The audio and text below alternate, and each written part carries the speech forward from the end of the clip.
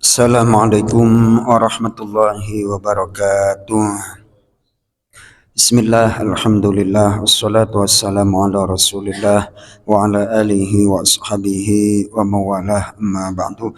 Jemaah salat maghrib Masjid Nurul Ikhlas yang dimuliakan Allah subhanahu wa ta'ala, melanjutkan tema tentang sabar.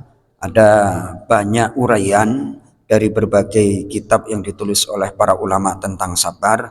Saya ngambil dari beberapa referensi kitab. Ini saya ngambil dari kitab namanya Qutul Qulub. Pada kitab ini dijelaskan, diriwayatkan dari sahabat Abdullah bin Abbas radhiyallahu anhuma, as-sabru fil Qur'an ala thalathati awjuh. Jadi sabar dalam Al-Quran itu ada 3 macam. Yang pertama adalah sabrun ala ada'il faraidi lillahi ta'ala. Bersabar melaksanakan kewajiban-kewajiban karena Allah subhanahu wa ta'ala. Wa sabrun an maharimillahi ta'ala. Dan yang kedua adalah bersabar meninggalkan apa-apa yang dilarang oleh Allah subhanahu wa ta'ala. Selanjutnya yang ketiga, wasabrun fil musibati 'inda sadmatil ula. Yang ketiga adalah bersabar ketika menerima musibah pada benturan yang pertama. Dari 3 jenis sabar ini, pertama sabar melaksanakan perintah Allah, yang kedua adalah sabar meninggalkan larangan Allah, yang ketiga yang paling tinggi adalah bersabar terhadap musibah saat benturan yang pertama. Kemudian pahalanya seperti apa dan bagaimana? Oleh sahabat Abdullah bin Abbas dijelaskan, faman sabara ala ada'i faraidillahi ta'ala falahu thalathu mi'ati darajatin. Siapa yang bersabar untuk melaksanakan perintah-perintah Allah, maka dia mendapatkan 300 derajat. Jadi kita berangkat Pak Adel dari rumah ke masjid untuk menunaikan perintah Allah, sholat berjamaah, itu banyak klasifikasi. Ada mendapatkan 300 derajat. Kemudian waman sabara ala maharimillahi ta'ala falahu sittumi'ati darajah. Siapa yang bersabar untuk meninggalkan apa yang dilarang oleh Allah, maka dia mendapatkan 600 derajat. Wah, ternyata menghindari maksiat itu lebih berat daripada melaksanakan ketaatan. Ini dijelaskan oleh Sayyidina Abdullah bin Abbas. Selanjutnya, waman sabara fil musibati 'inda sadmatil ula falahu tis'umi'ati darajah. Siapa yang bersabar ketika mengalami musibah pada benturan yang pertama, dia akan mendapatkan 900 derajat. Masya Allah. Ini kan macam-macam nih. Kadang-kadang kita bersabar setelah selang sepekan atau setengah bulan atau sebulan, beberapa bulan, dah sekarang aku bisa ngikhlasin. Oh ya, dari 900 turun 800, turun 700, bulan besok nggak sabar, turun, ya akhirnya cuma debat berapa. Jadi ketika benturan yang pertama itu adalah mendapatkan 900 derajat. Maka cepat-cepat kita ketika mendapatkan musibah, entah terjatuh, kejepit pintu atau apapun, biasakan kita mengucapkan inna lillahi wa inna ilaihi rajiun. Soalnya sekarang itu orang kalau latah, mohon maaf nih, terutama ibu-ibu, itu biasanya kalau kaget ada apa itu kan termasuk musibah. Kaget, ketiban apa kayak itu, kadang-kadang latahnya bukan innalillahi wa inna ilaihi rajiun, latahnya malah yang jorok, yang maksiat. Itu nambah musibah, nambah dosa. Ibu-ibu yang di sono, bukan di sini, yang di sono itu yang di apa namanya? Pokoknya di sono lah, di sono itu.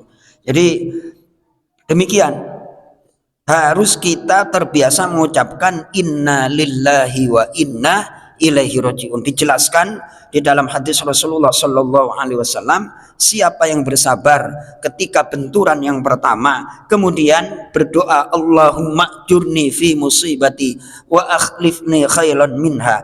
Ya Allah, berikanlah musibah, berikanlah pahala terhadap musibah yang aku alami, dan berikan ganti yang lebih baik daripada musibah yang aku alami. Jadi cara menyikapi keadaan itu benar-benar dibimbing oleh Allah, dibimbing oleh Rasulullah. Ada tuntunan dalam agama Islam. Coba kita tengok saudara-saudara kita lah. Ini kan yang namanya saudara, tetap saudara antar manusia yang beda keyakinan dengan kita. Itu ketika ada musibah, kalau ada pengunjung yang nangis malah dikasih duit, itu berarti berempati. Padahal dalam misalnya nih non muslim, maksudnya ada orang non muslim datang ke jenazahnya terus nangis, ikut nangis, padahal nangisnya pura-pura, dikasih duit. Itu ada yang model seperti itu. Loh, ini kan nggak benar. Menurut agama kita bahwa yang namanya nikmat atau musibah itu semuanya adalah takdir ketetapan Allah Subhanahu wa taala. Makanya saya akan tutup. Allah Subhanahu wa taala berfirman dalam surah Al-Hadid, ma asaba min musibatin fil ardi wala fi anfusikum illa fi kitabim min qabli an nabra'aha inna dzalika 'ala Allahi yasir.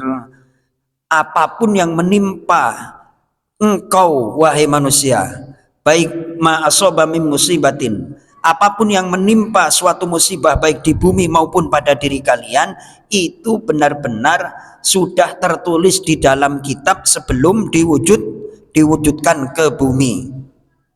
Sesungguhnya mewujudkannya itu adalah mudah bagi Allah. Nah, untuk memahami ini, jadi apa yang tertulis, apa yang akan kita lakukan di dunia sudah tertulis di pokok kitab, di induk kitab Lauh Mahfud. Oleh Syekh Mutawalli Sya'rawi itu dijelaskan gini, takdir manusia itu ibarat dulu orang kalau mau bangun apa namanya itu, Pak, mau bangun bangunan apa namanya itu, gambarnya itu ya, ya itu pokoknya itulah ya. Nah, ketika diwujudkan itu sangat mudah bagi Allah. Jadi blueprint apa-apa itu Pak Dal, boleh dikatakan blueprint apa-apa itu. Pokoknya gambar bangunan ini Masjid Nurul Ikhlas belum diwujudkan pasti kan ada gambarnya. Nah, mewujudkannya bagi Allah itu sangat mudah. Namun kita juga diberi hak tawar oleh Allah. Hak itu kita gunakan. Ada hadis riwayat Imam At-Tirmidzi, la yaruddul qada'a illa du'a'u. Tidak bisa menolak qada kecuali doa. Makanya yang jelek-jelek kita minta kepada Allah agar dihindarkan, diganti dengan yang baik. Seandainya sudah terjadi, raditu billahi rabba wa bil islami dina wa bi Muhammadin nabiyya wa rasulah. Aku rela Allah menjadi Tuhanku. Rela dalam arti, lah kalau kita hidup di Indonesia, adik. Kalau kita hidup rela di Indonesia, ya undang-undangnya ya harus rela, Mas Toto. Lah kita rela jadi orang Islam, takdir Allah nggak rela, itu kan nggak benar. Jadi aku rela Allah menjadi Tuhanku, aku rela Nabi Muhammad menjadi nabiku, dan aku rela Islam menjadi agamaku dengan segala konsekuensi apa yang Allah berikan. Harus kita dasari apapun yang diberikan oleh Allah pasti mengandung hikmah, pasti mengandung manfaat. Sering saya sampaikan, ketika Mas Toto naik motor kenceng kecepatan 50, ban meletus, duar. Mas Toto, innalillahi wa inna ilaihi. Menurut Mas Toto itu musibah. Menurut tukang tambal ban itu nikmat ya.